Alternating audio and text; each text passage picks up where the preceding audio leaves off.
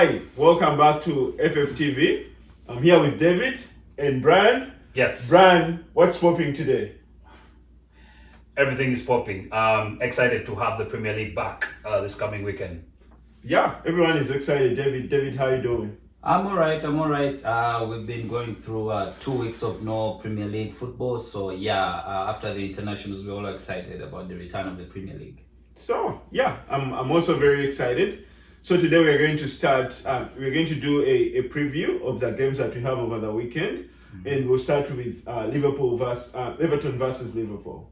So for this game, Bryan, what should our viewers expect to see? I think a cracker. I think it's going to be high tempo. Good to see James Rodriguez back in the Premier League. And right now he's going to have a big test with the big boys of Liverpool. Liverpool's previous performance isn't isn't a good sample to go by, but I'm guessing Everton will look at that match and say, I think we can go against these guys. You can't let in, those amount of goals against Aston Villa, and you think of winning the Premiership. So I'm going to lean towards an Everton win. Calvert-Lewin will score. It's going to be, by the way, a high scoring game. That's what I think. Okay. David, what's your take? What should our viewers expect to see in this game? It's going to be a very interesting game. It's a derby. One thing I know about a derby is that form gets out of the window. So I know everyone is excited about Everton, but with derbies, you don't expect everything is about that day. It never comes in like what you've been doing before and stuff like that.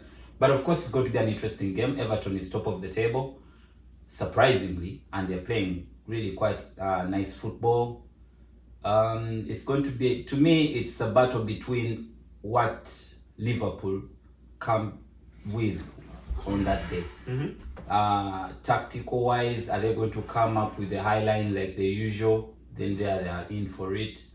Everton, is Ancelotti going to trick it since it's Liverpool? Is he going to go with the same system he has been using previously? So it's something that we are looking forward to seeing. What are the two managers going to change within their game? The winning one who has been winning 4 games in a row, what is he going to change because he's playing Liverpool? Is Liverpool going to have to sit a little bit deeper to avoid being hit over the top balls or in behind, since they have Calvert-Lewin and the ability and the vision of Rodriguez in the midfield? So it's an interesting game to see. So I expect goals as well, but not to take it away from Liverpool. Since it's a derby, for me, I think Liverpool may sneak it. Liverpool might sneak it? Sneak it, yes. So, Bryan, like the last game, like at least the last round of Premier League games, Liverpool lost 7-2 to Aston Villa. Yes. So my expectation is that Klopp would want to have a response, basically. And this is a big game for him. At least Liverpool fans care about this game. So he will want to try and do something different to win this game. Do you foresee Klopp changing the way that Liverpool play, changing the setup, or even changing the personnel from the people that we saw the last time round? Maybe just welcoming back Thiago to the starting lineup. I feel like they needed a Thiago against Aston Villa because it was back and forth. It was an open game. They needed somebody who can cool down the game and just tell people, hey, settle down, because I think they were rushing everything. Every time they scored, then they were thinking about getting the next goal instead of thinking about first defending very well and then getting the next goal. So I feel like Thiago will help them cool down the tempers and then just play free-flowing football. Defensively, I expect some improvement. I don't expect another, high-scoring goal, especially with the Premier League winners. I think they still have that prestige of being the Premier League winners, and I think they will come looking for some respect out of the other opponents, since it's a Merseyside derby. I know tempers are going to flare. People are going to, get into it. I expect a lot of cards in this game. So that's what I think. Liverpool, there's going to be a change, but I'm expecting Everton with the form they're on right now.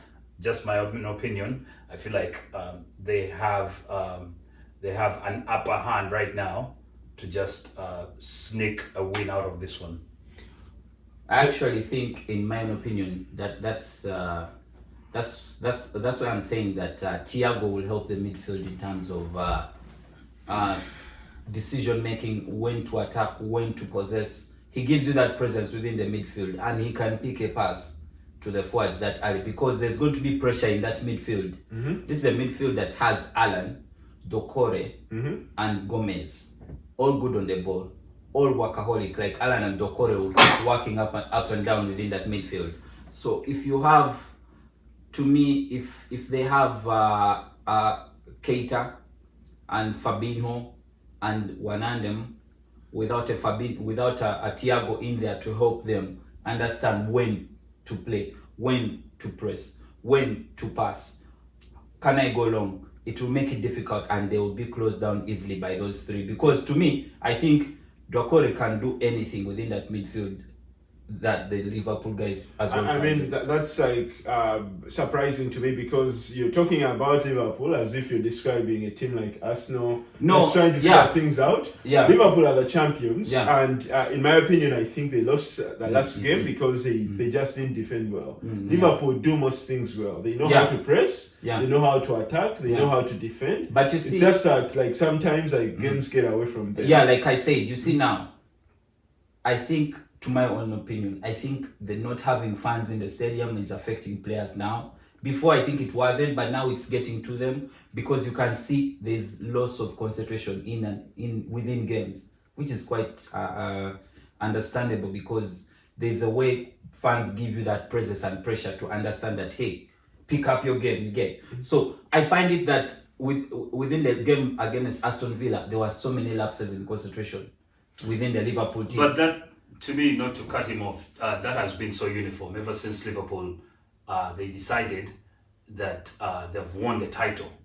It kind of fell off. The Liverpool that we knew, actually Arsenal, you picked up like 6 points against them during that time, which is unheard of. No disrespect to Arsenal, but Liverpool, you can't lose 2 games against Arsenal. Right now, this season, they started the game against Leeds, and then there's so much of complacency. Like, we expect Liverpool not to concede 3 goals against Leeds. You would say, oh, it's Man City. Maybe that would be an excuse. But against Leeds and against 7 goals against Aston Villa, that's why I think like this time like this season, I don't know if I should be worried about Liverpool, whether their defense is not the same defense that let in 33 goals. Right now they're on a pace of, I don't know, like they're already letting 10 plus goals in 3 matches, which is an average of 3 matches, 3 goals per match. Which is so disappointing. I'm sure even Liverpool fans must be concerned right now by their defense. Especially, I feel like they're trying to figure out that pairing, that central pairing. Gomez, to me, has fallen off form-wise. I went back and looked at the match against Aston Villa. They were usually attacking his sides. Well, the 3 goals didn't help the deflections, but I feel like Liverpool right now, I think they should start. To me, if I was a Liverpool fan, I should be worried about their form, especially defensive-wise. The high line that they're setting up, it's not working. So I feel like they should go back to the drawing board and say, what is the best way to do to work? Because I feel like teams have now figured out how to beat Liverpool. If they're pressing, take the ball over.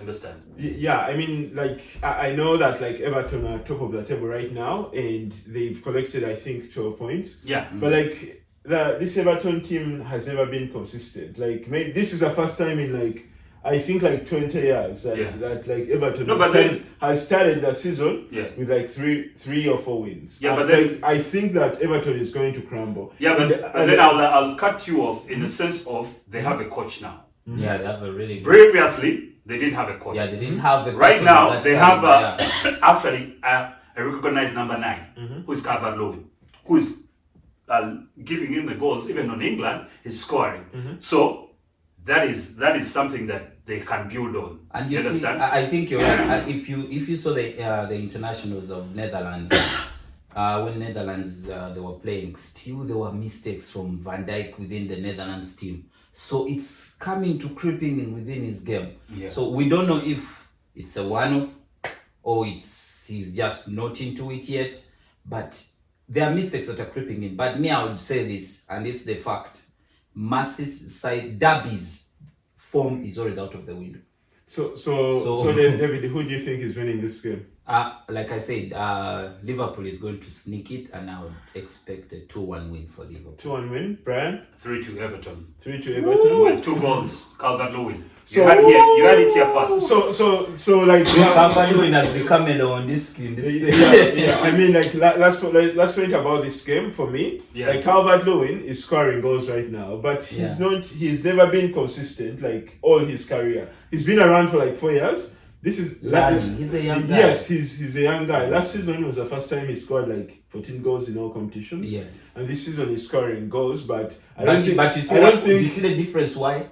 Because he has players that can provide. Help. He didn't have that kind of support last season. It's true, but like Everton doesn't have like a deep squad. They don't have like squad depth. Oh, they do have. For us to like. They do have. I think I recognize if you have Iwobi, if you have Sigurdsson on the bench. They have Bernard. Yeah, those are chokers. Those are chokers. Like, no. Iwobi. I remember Iwobi is a choker.